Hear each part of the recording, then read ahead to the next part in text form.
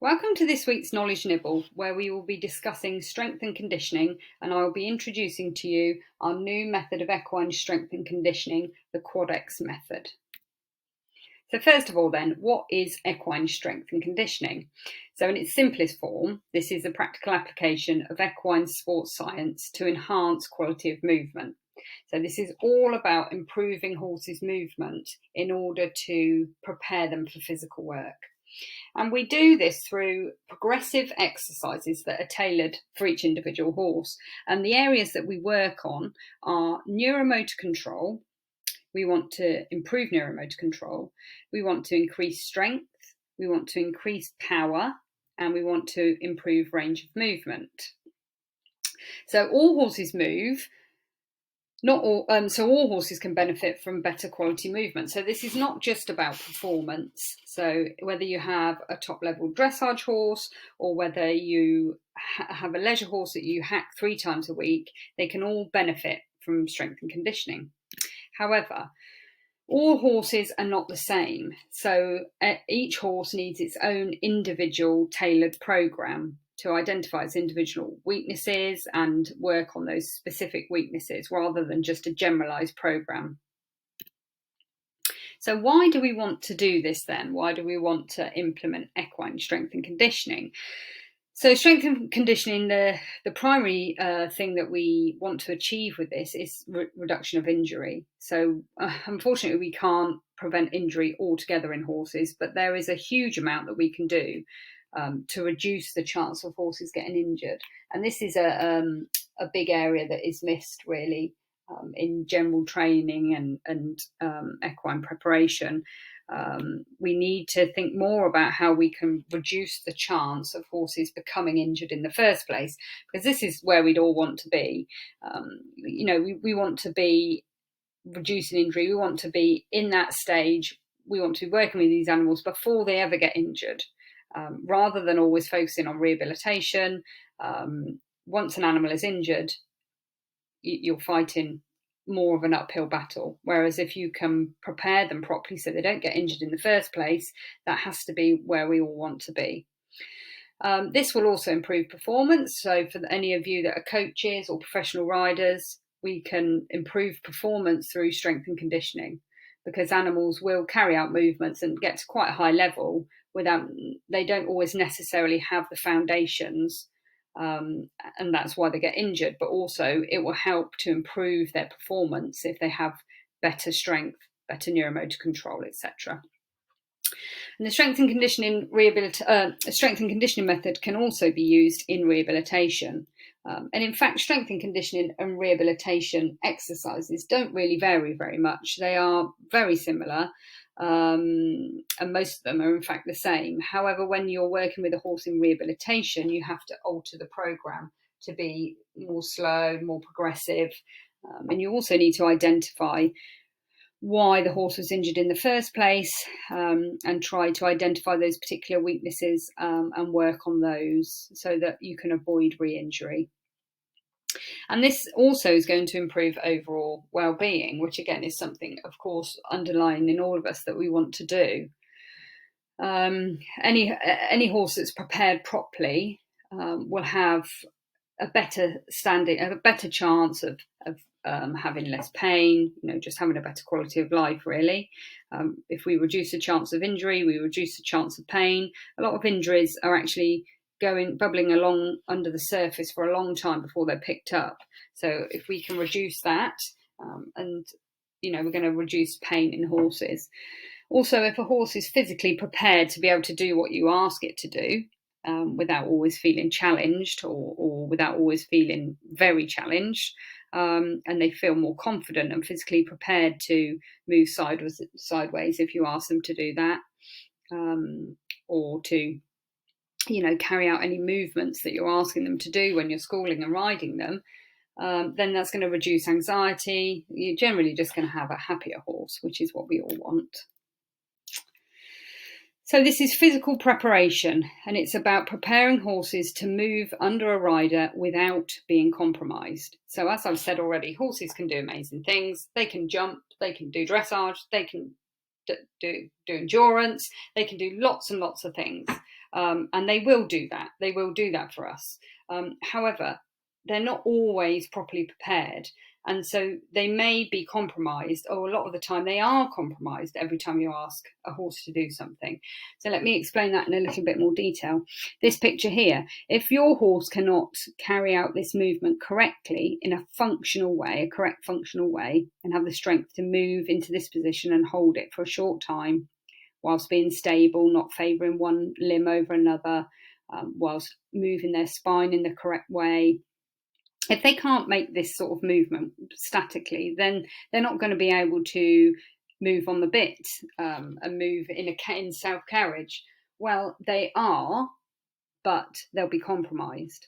So every time you ask them to carry their self, they're being compromised physically. They're using something else, some other mechanism of movement, some other muscle that they shouldn't be using, some other area of strength in their body that they're using rather than what they should be using. They're going to use that, they're going to be compromised. Look at this image over here.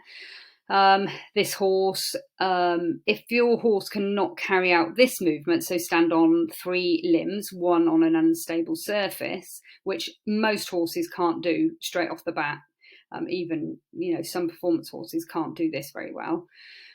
If they cannot do this and they cannot recruit their correct motor control patterns to hold their self in a stable position on this unstable surface, then how are they going to move across a sand school without being compromised? Well, they're not. And this image here is showing a horse which would have, is just imitating a walk pattern. So we've still got 3 limbs on the ground. What when we make that 2 limbs on the ground in trot, or 1 in canter, and we add a rider? If this horse cannot stand on 3 limbs and maintain stability, then every time that horse is moving across a sand surface or across a muddy surface or across an undulating surface, anything other than a dead flat surface, this horse is compromised. So let's break this down a little bit then into strength and conditioning, the two parts of this. So strength and power. First of all, I'd like to point out that strength and power are not the same thing. Okay, strength and power are 2 different things. They're related, but they're not the same thing. So just because you're strong does not mean you're powerful. So strength gains are, so if we want to increase strength, those strength gains are a result of neuromuscular adaptation. So this is really the foundation and the first point of anything, and the first point of any strength and conditioning preparation is to recruit and to improve neuromuscular control and to make these adaptations within the body so that we have this foundation to build on.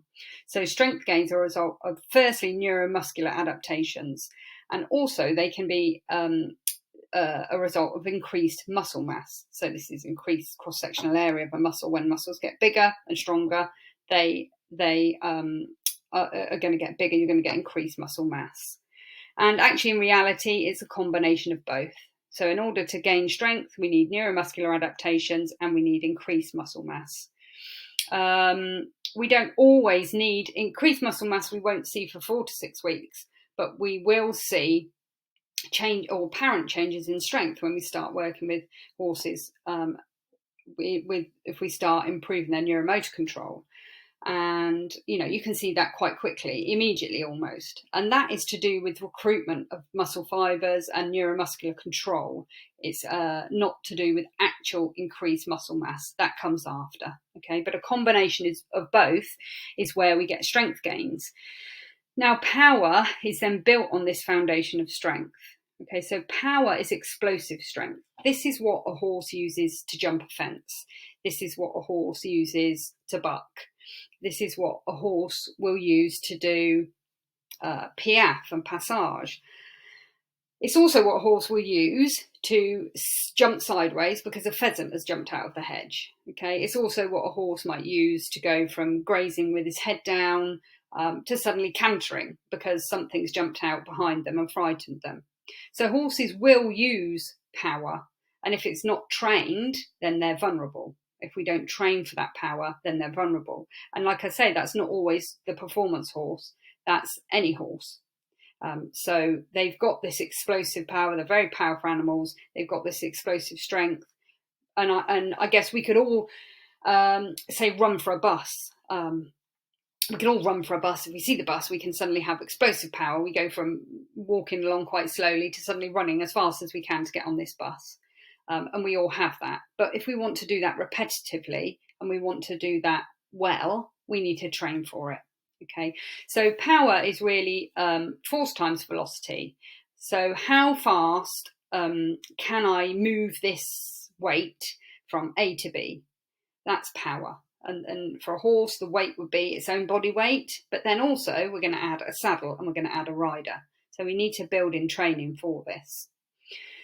And just looking at the fact that we need to have a tailored approach for horses.